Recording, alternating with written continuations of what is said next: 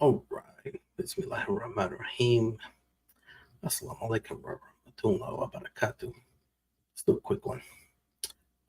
10 differences between Islam and Judaism. Might be interesting. Let's find out.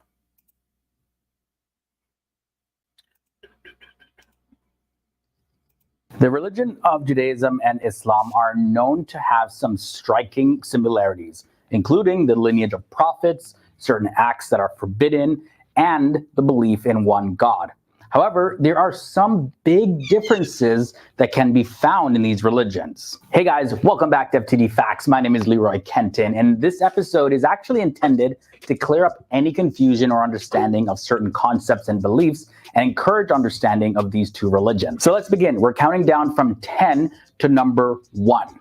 At number 10, we have the name of the religion. When it comes to Islam, Islam is an Arabic word meaning submission, and in the religious context, it means submission to the will of God. Islam is derived from an Arabic word literally meaning peace.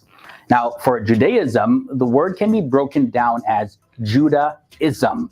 The English term Jew or Judah Yeah, it's quite fascinating that in our belief, Allah named the religion because it's just a religion of submission to Him, whereas Christianity and even Judaism, the name there and the religion is actually derived by people, so people named it. So a little quite interesting.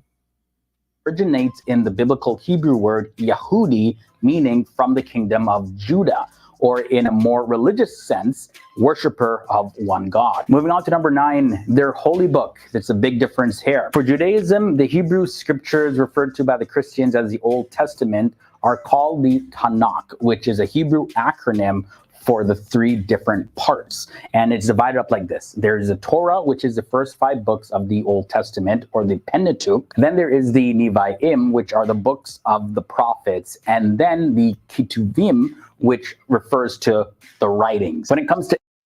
And it's funny because Jewish people, they call it, now they've been calling it the Jewish Bible. And some of them even call it the Old Testament. So it's just a little weird how look around, start talking about this subject. Very few will call it the Tanakh. To Islam, the source of all authority in Islam is the Quran. Muslims believe that it is the verbatim word of God, who they refer to as Allah, and God dictated this to Muhammad, the prophet, in the Arabic language. Peace be upon him. The Quran is divided up now into chapters or surahs, and the Quran contains 114 surahs, and the surahs are further divided into verses called ayahs. Next up, we have other traditions. For Islam, there is the Hadith, which is a collection of traditions and sayings of the Prophet Muhammad, and the Hadith actually functions as a supplement to the Quran, giving guidance to Muslims for just daily living. Well, that and the Sunnah as well as the Prophet. So, just to add on that. Judaism has the Talmud, which is an oral tradition that explains and interprets the Tanakh. It includes the Mishnah, which is a code of Jewish law. The next difference is a difference in prayer. When it comes to Islam, there are 5 daily obligatory prayers that form the second pillar of Islam, and it's observed 5 times a day at certain prescribed times. And we have the Fajr, which is observed at dawn. The Zuhr prayer is done at noon. Then there's the Asr prayer, which is done in the afternoon. The Maghrib prayer is observed at dusk, and the Isha prayer is observed after sunset. Now, in Judaism, Jews are actually supposed to pray 3 times a day, morning, afternoon, and evening. There's also a Jewish prayer book. It is known as the Siddur, and it actually has special services that are set down for this. Praying regularly helps a person get better at building their relationship with their God. There's also their connection, actually. It gives us a connection to our God, and that's how God, Allah, He listens to our needs. It's through prayer. It's the secret power of all believers, really. Massive difference when it comes to the population of Muslims and Jews. So let's look at Islam first. It's estimated that there's 1.8 billion or closer to 2 billion by some estimates Muslims in the world. And when you calculate that, that's more than 24% of the world's total population who identify as Muslim. Islam is the official religion in 26 countries in Asia, Sub-Saharan Africa, North Africa, and the Middle East. Islam is also growing faster than any other religion in the entire world. And when it comes to Judaism, the world population is a lot smaller. The population of Jews stands at 14.7 million, according to a report by... Well, that's also by design, really, because Judaism is not a religion where anybody can become Jewish. It is by, it's like a birthright. So it's not that anybody can join it. You're always going to be either Gentile or Jew. So it's very divisive. And so it's very hard for anybody to even approach that belief. Israel's Central Bureau of Statistics. The world's Jewish population reached a total of 16.6 million, but this was right before the start of World War II back in the year 1939. So the Jewish population has dipped since then. All right, guys, so we looked at 5 differences between Islam and Judaism. We have 5 more to look at, but before we get into the last 5, just got to let you know of our video of 10 similarities between Islam and Judaism. I think you guys will really enjoy that one. We go very in depth into some of the striking similarities. I'll link to that video down below. So you... Well, you know, we believe in one God, monotheism, the same prophets. So you have a very foundation on it, which is even our prophet is a descendant of the first son of Abraham. So there's a lot of, it's a big connection to Judaism. You can watch it after this one. Okay, continuing to number 5, we have Mary. In Islam, Mary or Maryam receives a lot of admiration and is a very significant person. She's said by the Prophet Muhammad to be one of the 4 best women that God has ever created. There's even a surah or chapter in the Quran called Maryam, which is dedicated to Mary. Surah Maryam. Oh yeah, she gave birth to the Messiah. So we definitely look up to her. She's a role model to a woman, and she was blessed among all women as well. So is the 19th chapter of the Quran, and it contains 98 ayahs or verses. And when it comes to Judaism, the belief in Mary actually does not apply to the religion at all. She plays no role in the Jewish tradition or religion other than historically. They would acknowledge that someone named Mary did in fact exist. But while we're looking at the difference in... Well, they also say that Jesus existed. That's about it. Mary, let's also look at the differences in Jesus. In Judaism, Jesus is not viewed as the Messiah, nor the virgin birth is acknowledged. This is largely due to the belief that Jesus, if he ever existed according to Jewish belief, didn't fulfill the scriptural requirements that the Messiah was supposed to fulfill. And for some Jews, more recently though, they have adopted the belief that Jesus was simply a good Jewish teacher. But in Islam, the belief in Jesus is much different. Islam, though similar to Judaism, does not teach that Jesus was divine or that he died for the sins of the world. However, in Islam, Jesus is identified as the Messiah, as well as his virgin birth is mentioned in the Quran. And Jesus is also regarded as one of the mightiest messengers of God and did many miracles among his people. Number 3. Alhamdulillah,